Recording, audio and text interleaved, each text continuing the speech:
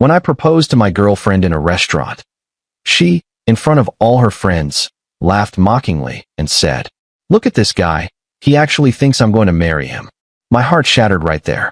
A week later, she came looking for me and showed up at my new place. When I saw the state she was in, I was completely stunned. My name is Daniel. I'm 32, and I work as a structural engineer for a mid-sized firm in Charlotte. I'm not going to pretend I'm some kind of hero in this story. I'm just a guy who thought he knew what love looked like, who thought 3 years with someone meant something real, something permanent. I was wrong about a lot of things, but I'm getting ahead of myself. Her name was Brielle. When we met, she was finishing her marketing degree, and I was 2 years into my career, finally feeling stable enough to think about a future with someone. She was magnetic, not just beautiful, but sharp, funny, the kind of person who could work a room without even trying. I fell hard. Maybe too hard. Looking back now, I can see the signs I missed, the little cracks I plastered over because I wanted so badly to believe in what we had. We moved in together after a year. She wanted a place downtown, something modern with floor-to-ceiling windows and a view of the skyline. I wanted something I could actually afford on my salary, but I compromised. I always compromised. The rent was steep, but I told myself it was an investment in our future. She contributed too, though her freelance marketing gigs were inconsistent. Some months she'd pull in decent money, other months I'd cover her half, without complaint. That's what partners do, right? By year 3, I felt ready.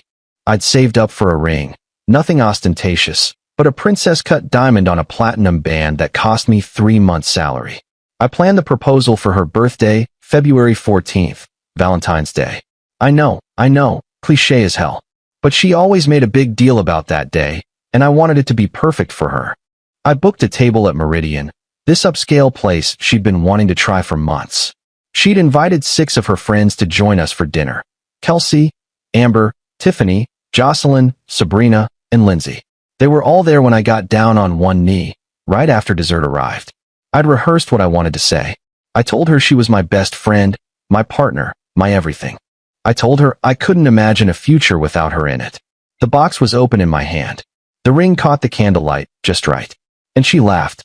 Not a nervous giggle or a happy gasp. A full, mocking laugh that cut through the ambient music and the murmur of other diners' conversations. Her friends joined in. Kelsey actually snorted. Brielle looked around the table, then back at me, and said loud enough for nearby tables to hear, "Look at this guy. He actually thinks I'm going to marry him." The restaurant went silent. I could feel every eye on us. My knees were still on the floor. My hand was still holding that ring. "Brielle," I managed to say. My voice sounded small. "Daniel, come on.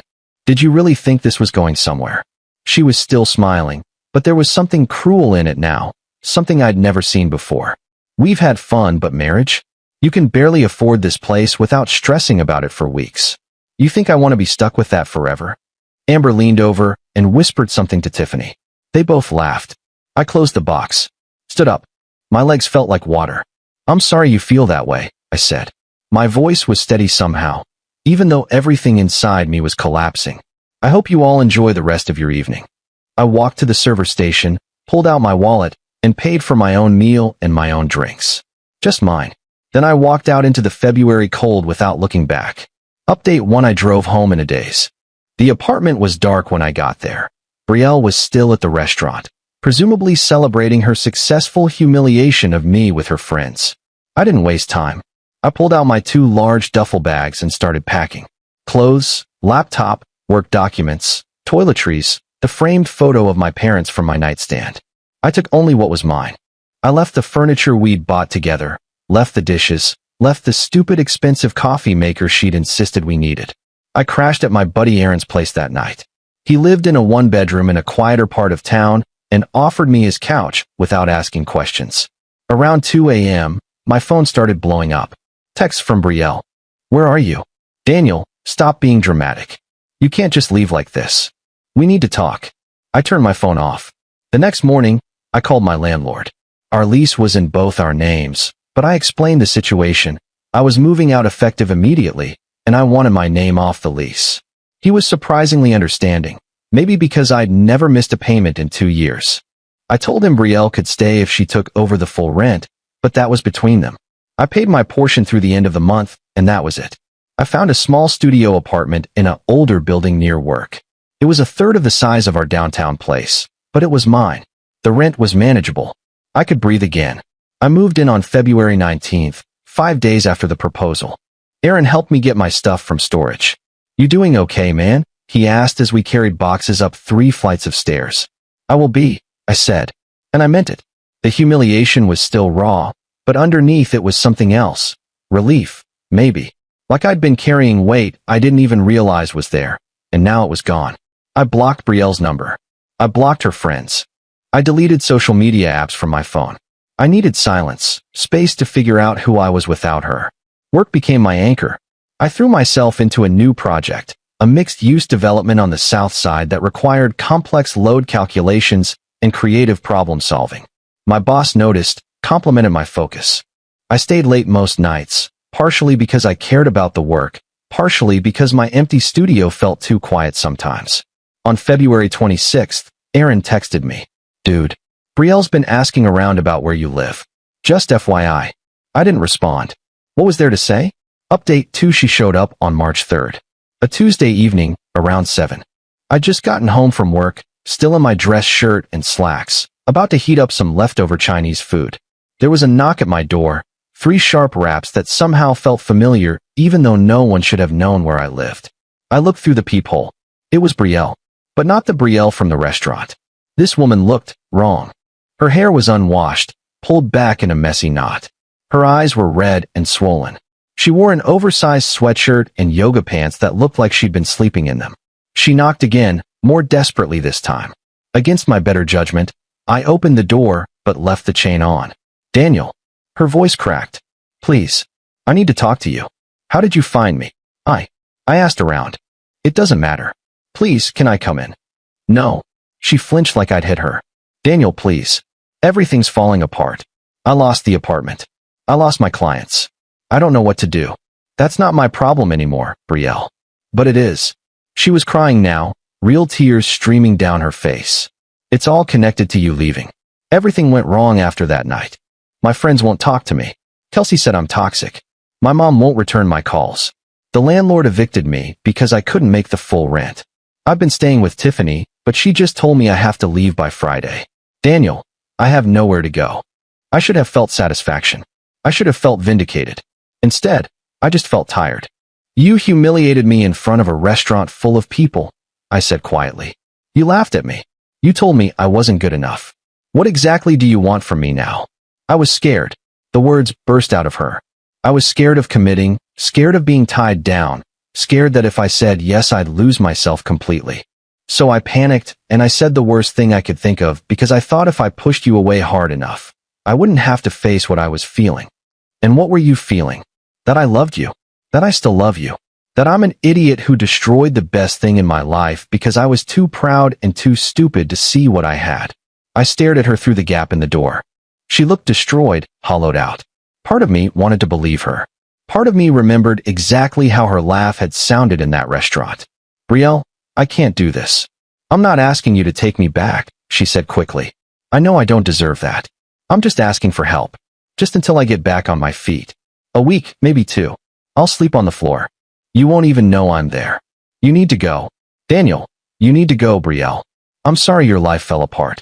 I'm sorry you're going through this. But you made your choices, and now you have to live with them. Just like I have to live with mine." She stood there for a long moment, staring at me through that narrow opening. Then she nodded slowly, wiped her face with her sleeve, and turned away. I watched her walk down the hallway, her shoulders hunched, her footsteps echoing off the walls. I closed the door, locked it, stood there in my tiny studio, and tried to figure out if I'd just made the right decision or the cruelest one. Update 3: I didn't hear from Brielle for 2 weeks.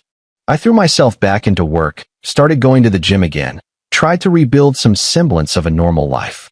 Aaron invited me out for drinks on a Friday, and I actually went. We sat in a sports bar watching a basketball game I didn't care about, drinking beers I didn't really want, and it felt almost okay. Almost normal. Then on March 18th, I got a call from an unknown number. I almost didn't answer, but something made me pick up. "Daniel? It's Kelsey, Brielle's friend. The one who'd snorted when she laughed at my proposal. How did you get this number?" "That doesn't matter. Listen, I need to tell you something about Betrayal. About that night. I almost hung up. I don't want to hear it. Just listen, okay? Please. You deserve to know the truth. Something in her voice made me stay on the line. Fine. Talk. That night at the restaurant. It was planned. All of it. She paused. Betrayal told us you were going to propose. She knew because she'd found the receipt for the ring in your jacket pocket a week before. And she didn't want to marry you, but she didn't know how to end things. So she came up with this plan. My stomach dropped. What kind of plan? She said if she humiliated you publicly, you'd leave on your own, and she wouldn't have to be the bad guy who ended a 3-year relationship. She told us exactly what to do. Laugh when she laughed, make comments, make sure you felt small enough that you'd just walk away. She said it was kinder than dragging things out. I couldn't speak. Couldn't breathe. I know I'm a horrible person for going along with it, Kelsey continued. I felt sick about it every day since. But there's more. The reason everything fell apart for her after? Tiffany posted about it on Facebook. The whole story, calling Betrayal out for being cruel and manipulative. It went semi-viral in our social circle. Her clients saw it. Turns out publicly humiliating your long-term boyfriend is bad for business when your job is managing social media for family-oriented brands. Her mom saw it. Everyone saw it. And they all cut her off. Why are you telling me this? Because she's been calling me, texting me, showing up at my apartment. She keeps saying she needs to fix things with Daniel because that's the only way to fix her reputation. She thinks if she can get you back, she can spin some story about it being a misunderstanding, show everyone she's not the villain. She doesn't actually love you, Daniel. She's just desperate. The line went quiet except for the sound of my own breathing. I'm sorry, Kelsey said softly. I'm sorry for my part in it. I'm sorry it took me this long to tell you. But you needed to know before she tries something else.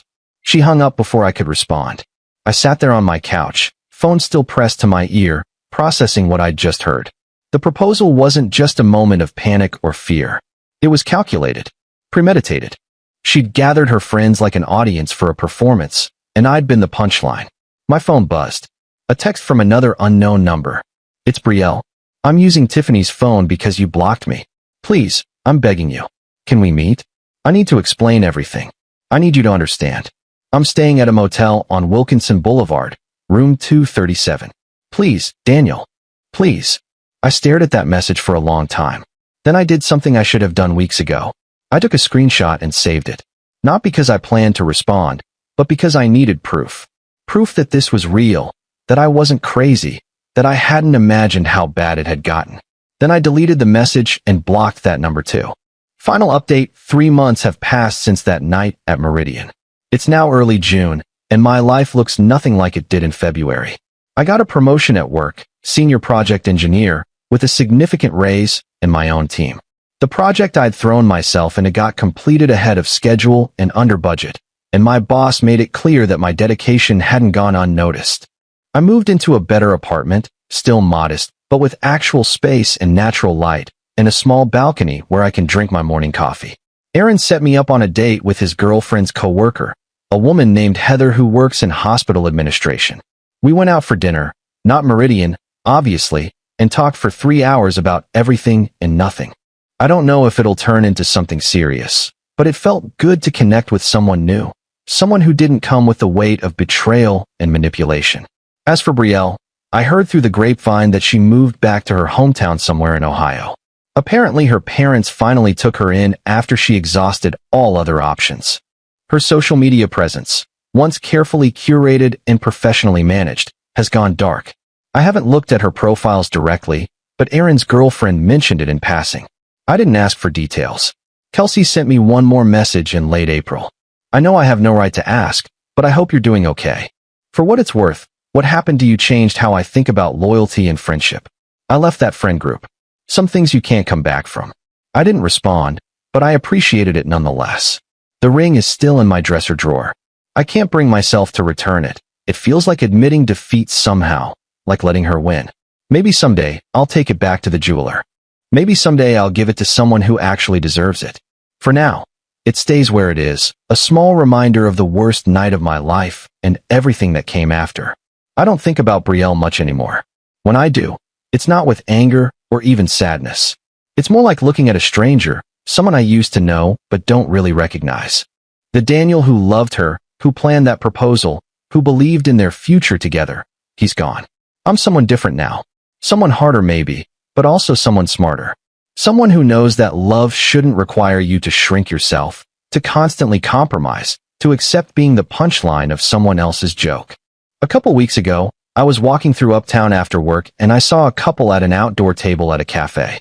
He was down on one knee, ring box open, and she had her hands over her mouth with tears streaming down her face. She said yes, and everyone around them applauded. I stopped and watched for a moment, and I felt nothing. No bitterness, no envy. Just a distant kind of hope that they'd figure it out better than I had. Then I kept walking. I had my own life to get back to. Edit 1. A few people have asked if I ever got closure or confronted Betrayal directly after learning it was all planned. I didn't. What would be the point? She made her choices, manipulated the situation to get the outcome she wanted, and then faced the consequences when it backfired. Me confronting her wouldn't have changed anything. It wouldn't have made me feel better, and it definitely wouldn't have made her a better person. Sometimes the best closure is just walking away and not looking back. Edit 2. Yes, I'm in therapy now. Started in April. Turns out having your life implode in a public restaurant does a number on your ability to trust people. My therapist has been helpful in working through the anger and the feeling of being utterly fooled. Highly recommended if you're going through something similar.